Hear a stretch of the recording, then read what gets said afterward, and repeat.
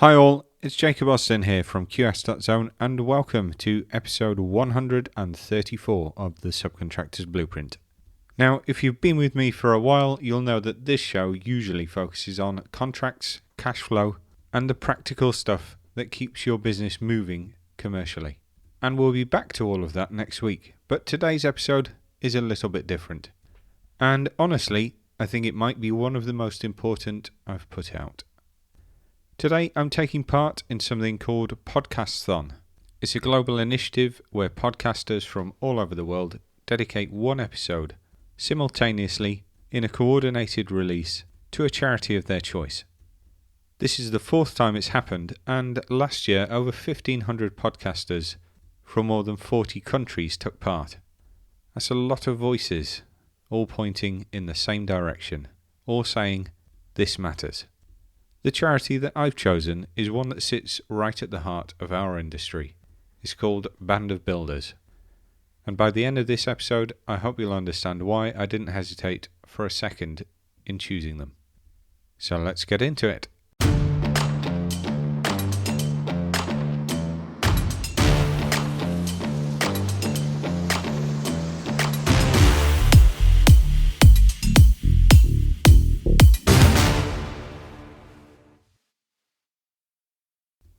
Every movement starts somewhere, and for Band of Builders it started with a man called Keith Ellick, who was a construction worker and one of our own.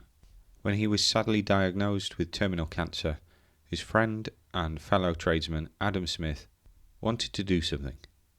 Not a card or a collection tin passed around the site, something real. So Addam put a call out on social media asking if any construction workers would be willing to give up a bit of their time to come and help landscape Keith's garden, just to make life that little bit easier, to give Keith something better to look out at. And what happened next was extraordinary. Construction workers came from all over the UK. They didn't know Keith. Some of them had never even met Addam. But they showed up with tools, materials, no invoice to follow. And what started as a garden project became a full transformation of Keith's home. That response, that instinct to show up for one of your own, that became the foundation of Band of Builders. By 2019, that spirit had grown into a full registered charity, and since then, it's never stopped moving. So what does Band of Builders do, practically speaking? Their focus is on supporting people from the construction industry, tradespeople, construction workers and their families who are facing what the charity describes as life-changing or limiting circumstances. That means serious illness, disability, injury, or unexpected financial hardship. The support they offer comes in three forms. Practical support. This is Band of Builders at their most visible. Volunteer tradespeople. People just like you, giving up their time and their skills to carry out real construction work for people in need. We're talking accessible bathrooms, kitchen renovations, roof repairs, and sometimes full home adaptations. Work that would cost thousands, done for free by professionals who know what they're doing. They also give emergency grants and financial assistance for those who've hit crisis point. Testimonials on their website say it all. One person said that shopping vouchers they received literally kept them and their daughter fed through one of the hardest periods of their life. Another said the support lifted a weight off their shoulders and gave them a future they could look forward to. These aren't abstract outcomes, they're lifelines for people in need. They also offer wellbeing support, mental health and wellbeing guidance for those who need it. Because we all know, or we should know by now, that the construction industry has a serious problem with mental health. Band of Builders acknowledges that, and they address it. And here's what I find really remarkable about their model. The delivery value of completed projects is now over £2 million, and none of that is coming from government-backed funding, contracts or a corporate budget. It's coming from people in our industry choosing to show up. I want to take a few minutes to walk you through some of what Band of Builders has already accomplished, because when you see the scale of what's been done and the stories behind those projects, it changes your understanding of what this charity really is. They've completed 48 projects to date. So I'm going to tell you about just 3 of them. I mentioned Keith earlier, the man whose diagnosis started all of this. But let's just go a little bit deeper into what happened during that first project, because it sets the tone for everything that followed. When Addam Smith put that post on Facebook, Keith had sadly been given 12 months to live. Cancer had spread from his esophagus to his liver and in his blood. He didn't ask for much, he just wanted a fence put up. But what he got was staggering. 50 volunteers, tradespeople driving from South Wales, Essex, Oxfordshire and the Midlands. Plumbers, builders, tilers, plasterers and landscapers, all giving their time for nothing. Addam raised enough money to send Keith and his family away on a nearby holiday so that they could work without Keith having to watch. And in 5 days, that team transformed his home from top to bottom.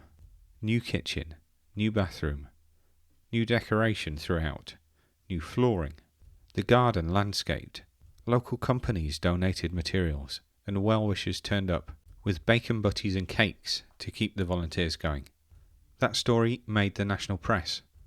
Someone called them the Band of Builders, and the name stuck. Sadly, Keith passed away in March 2017.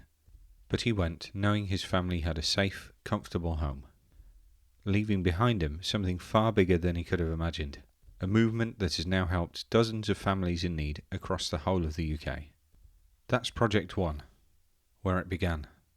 And fast forward to this year, and you start to see how far Band of Builders has come. Mike Shrimpton is a builder with over 40 years of experience. When his wife, Christine, was diagnosed with early onset Alzheimer's, Mike did what any tradesperson would do. He rolled up his sleeves and started adapting their home himself. He had a plan to knock through the ground floor and create an open space that would be safer and easier for Christine to navigate. But then Mike's own health gave way. First, a prostate cancer diagnosis that he'd been ignoring because he was too focused on Christine. Then a serious heart condition requiring a stent. Understandably, the work stopped, but it left the house uninhabitable, a building site with no end in sight. And to make matters worse, Christine's medical team told Mike that if she couldn't return to a safe home environment soon, she was going into residential care. The pressure on Mike's shoulders, a builder who spent his whole life making things, now unable to finish the most important project of his life. It just must have been unbearable. Band of Builders stepped in, and over 24 days volunteers completed the full structural work, steel installations, plumbing, electrics, a new boiler and heating system. Howdens donated a top-of-the-range kitchen for them. The failing flat roof was replaced, and new patio doors installed.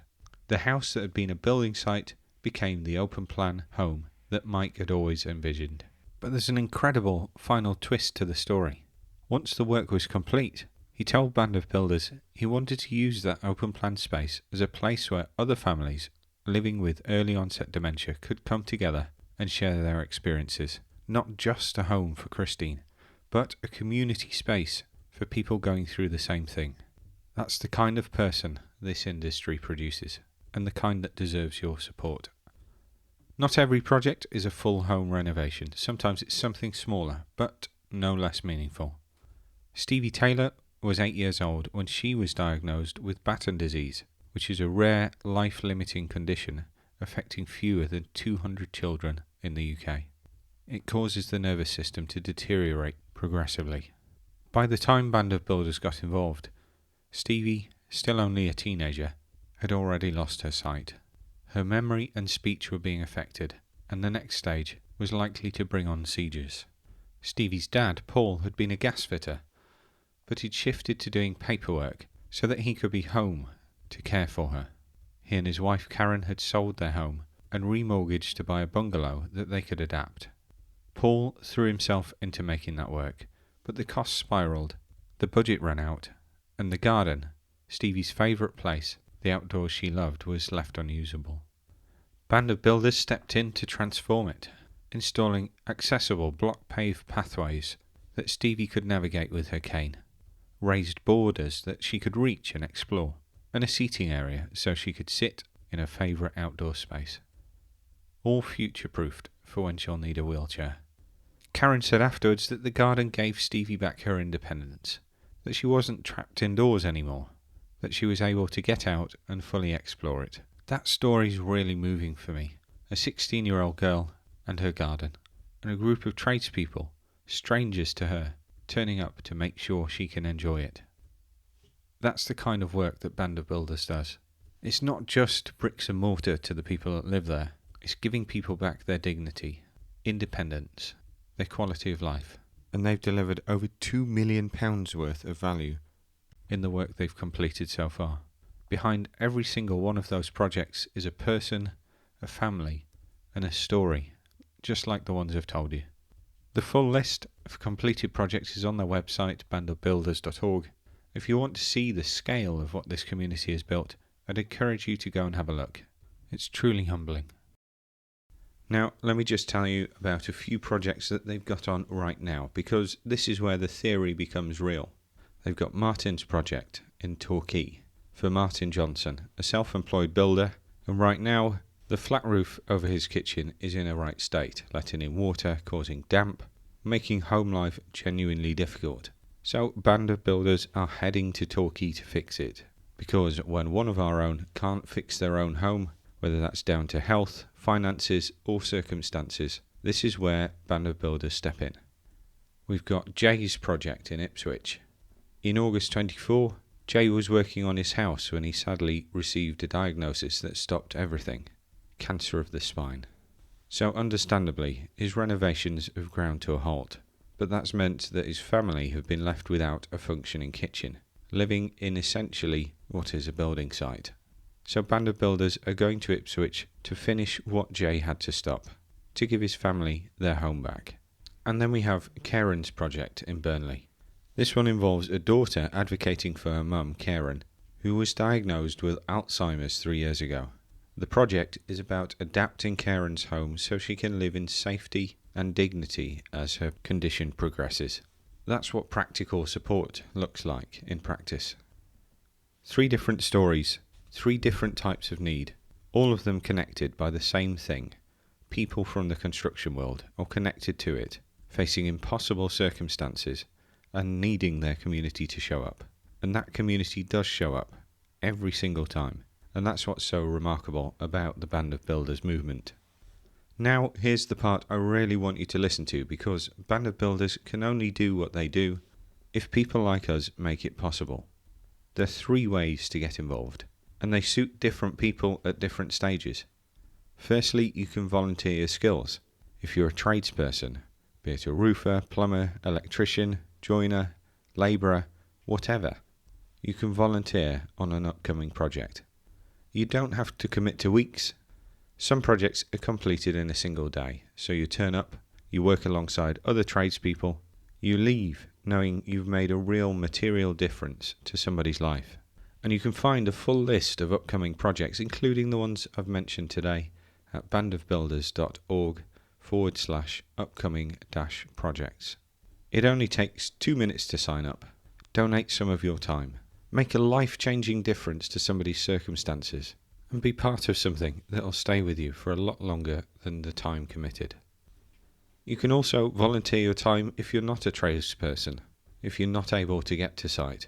There are other ways to support, because Band of Builders needs people who can help with fundraising, events, admin, and community building.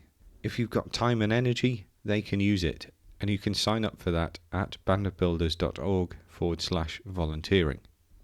And you can also donate. If what you can give right now is financial support in whatever size, then please do, because every pound goes directly towards funding the practical work, the emergency grants and the wellbeing services. There's no fluff here. The money goes where it's needed. You can donate at bandofbuilders.org/donate. Construction workers build the world that everybody else lives in. We build the hospitals, the schools, the homes, turning up in all weathers, and there's been plenty of those weathers recently, sometimes called on at all hours, and get the job done. But here's what I think of Band of Builders and what it represents, and why I think it matters beyond just charity. It's proof that this industry has a soul, that it cares.